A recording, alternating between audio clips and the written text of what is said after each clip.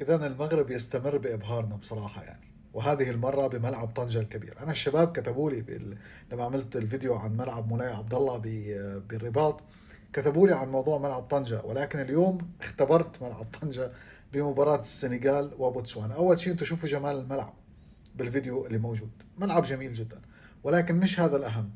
الأهم أنه بداية مباراة السنغال وبوتسوانا كان في كمية أمطار غزيرة جدا عم تهطل على الملعب، ولكن ما شاء الله تبارك الله أرضية الملعب ما تأثرت.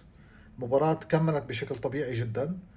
مش بس هيك، منتخب السنغال منتخب بيلعب كرة على الأرض، يعني كرة تمريرات واستحواذ وما إلى ذلك.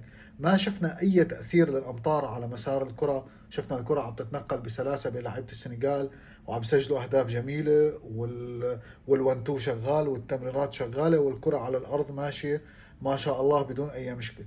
فاللي بيشوف بداية المباراة ما بيصدق إنه هذا الملعب هيك راح يكون شكله بنهاية المباراة. فبرافو للعاملين على شبكة صرف الأمطار، للقائمين على هذا الملعب الجميل والتحفة المعمارية. وهي طنجة العالي، طنجة العالي.